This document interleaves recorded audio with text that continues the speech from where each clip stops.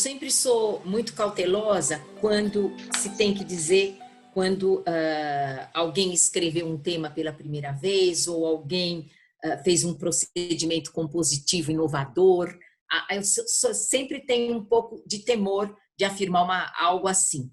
Mas com o Freud é um pouco diferente, porque por enquanto não apareceu nenhum antecessor, exatamente porque quem surge sistematizando a psicanálise e o próprio nome de psicanálise é com Freud. Então, me parece que é possível dizer que ele, criando essa prática do divã, e para criar essa prática e essa teoria, ele vai ter apoios fundamentais, né? E um dos apoios que ele tem, primeiro, é a própria experiência clínica, né? E ele vai para a França, por exemplo, com Charcot, com Janet, né? Volta, aplica a hipnose, vê que a hipnose não é o melhor, desiste da hipnose, volta para uma forma de trabalhar pessoal, né? Com as associações livres, a atenção flutuante, né? Depois, ele tem, então, a experiência com as histéricas, então, isso conta para ele formular a sua teoria, para sistematizar a sua teoria. Além disso, as suas experiências pessoais contam, além da experiência pessoal, vai contar fundamentalmente a cultura. Sem dizer que as associações livres estão presentes até hoje no divã, né? A atenção flutuante até hoje é algo fundamental. Então, nessa questão da cultura, né, ele vai buscar na antropologia, na sociologia, ele vai buscar na história, ele vai buscar elementos que sustentem um pouco, na filosofia, ele vai buscar elementos que sustentem um pouco essa sua sistematização. E a literatura é algo fundamental para ele, certo? A ponto de, quando me refiro à psicanálise, é sempre a Freud, porque mesmo os companheiros dele, que ficaram até um certo ponto com ele, quando se desviam, quando se separam dele, como é o caso do Jung, por exemplo, que até um certo ponto vão juntos, ele até considerava que ele poderia ser um sucessor, né? O Jung poderia ser um sucessor dele, passa a ser denominada psicologia analítica, né? Ou psicologia junguiana, como a gente chama. Então, há uma mudança. Bem, então, a literatura é algo extremamente importante para ele. E aí, basta a gente pensar que o Édipo vem de Sófocles, ele vai para os gregos, né? E ele vai para os gregos para várias coisas. Ele pega, por exemplo, o Tratado de Artemidoro, né? Que eles descobrem no século II depois de Cristo. Parece que é o tratado que eles conseguem descobrir até agora, né? Então, ele vai buscar uma série de fontes para ajudá-lo nessa sistematização. Então, em termos de literatura, ele vai até Sófocles, ele vai para a mitologia, pega o Narciso, que todo mundo conhece, né? Vai para os ingleses, né? Vai para Shakespeare, vários textos dele fazem menção a Shakespeare. Vai, então, buscando uma série de elementos para sistematizar o seu campo do saber. Evidentemente que ele não diz que é um campo de saber, porque ele queria provar um pouco que a psicanálise era uma ciência, né? Mas eu considero que é um saber.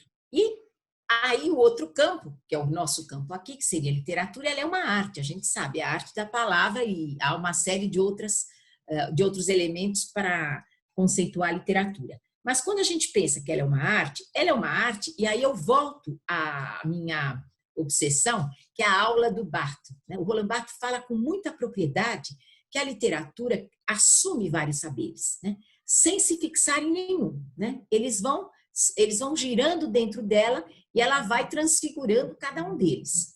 E o que me é importante é quando ele diz que esses saberes, cada um tem um lugar indireto, mas tem um precioso lugar indireto, que é exatamente o lugar da psicanálise na literatura. Então, para nós literatos, é esse precioso lugar indireto que interessa. Para Freud, interessava o que ele poderia capturar para sistematizar o seu campo de investigação, né?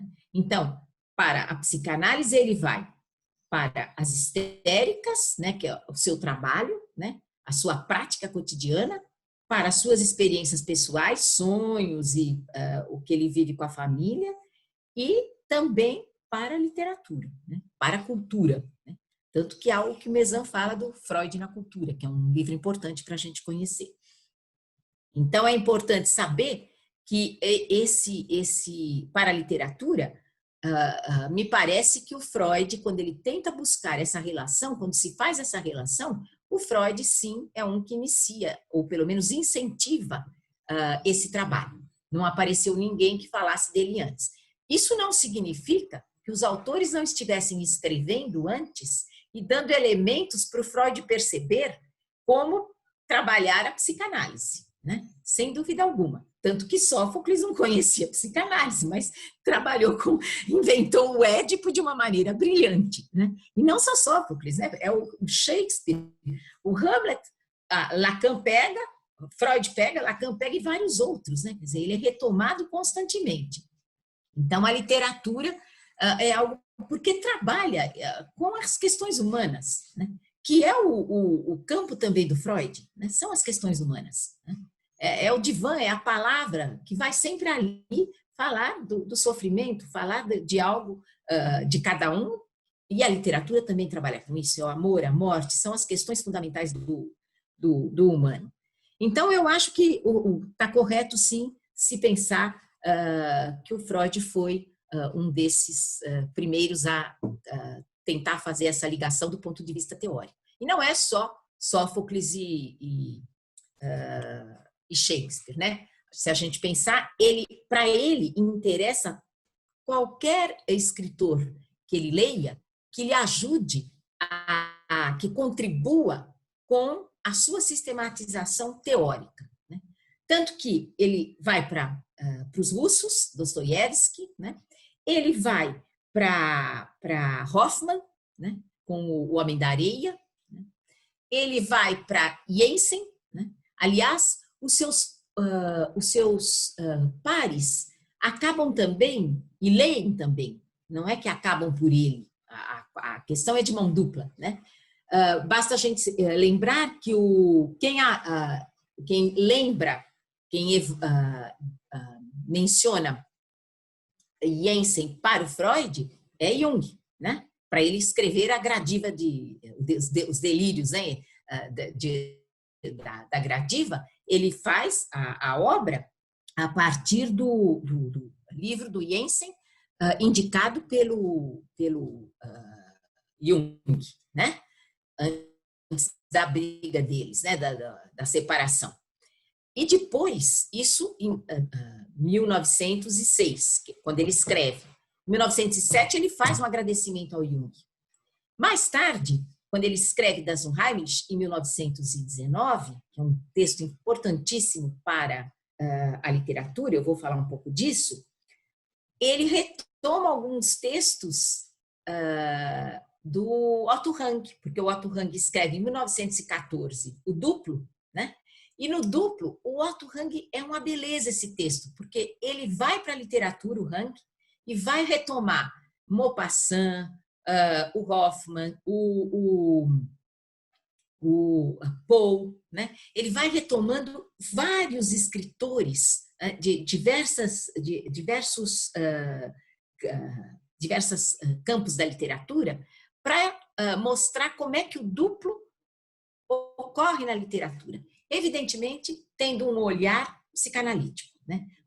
Querendo, às vezes, explicar que era por um problema físico, um problema epilético, um problema psíquico. Quer dizer, há problemas do autor que explicariam a composição do autor, né? O que não interessa para nós críticos. Mas o que importa é que o Rank se apoia, né, em vários textos literários para sistematizar também a questão do duplo.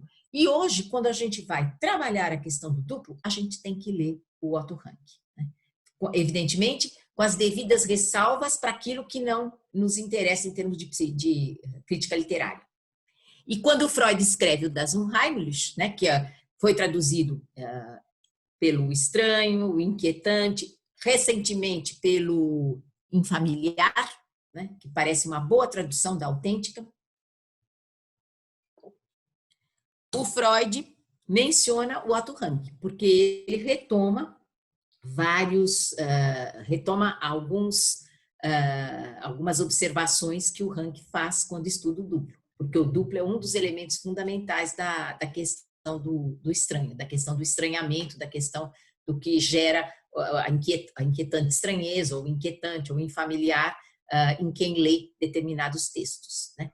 Então, eu acho que sim, que o Freud é quem traz para a psicanálise o apoio da literatura, né? E depois, evidentemente, isso se reverte. Quando o psicanalista trata um personagem, por exemplo, como pessoa, como eu já disse, né? O que eu acho que ele precisa ter claro, não só ele, se for um crítico literário que faça isso, precisa ter claro sempre que, em função do campo que eles estão trabalhando, do campo de conhecimento, que ele está trabalhando analogicamente. Sempre. É uma analogia que está sendo feita, certo? Isso precisa ter claro. Ele está fazendo uma analogia com pessoa e personagem. E mais, precisa ter claro que as palavras do romance, ou do conto, ou da novela, elas estão ali fixadas para sempre. Porque quando a pessoa está no divã, a palavra de hoje não é a de amanhã. Agora, no texto literário, a palavra de hoje é a de amanhã. Ela pode ter, como a palavra não é, né? O Alfredo Bossi nos ajuda nisso a partir da crítica que ele vai retomando, né? A partir de uma grande leitura crítica que ele tem. Como a palavra não é translúcida, ela é opaca, ela pode ter diversas interpretações, mas é aquela palavra, né? Então, é preciso sempre, eu acho, que isso é que tem que ficar claro para quem analisa o texto também, né? É preciso sempre ter em mente que o olhar daquele momento que está interpretando tem que levar em conta a analogia, tem que levar em conta a palavra que está escrita, que vai estar escrita no dia seguinte, que pode ter outras interpretações porque ela não é translúcida, certo? Isso é preciso ver, né?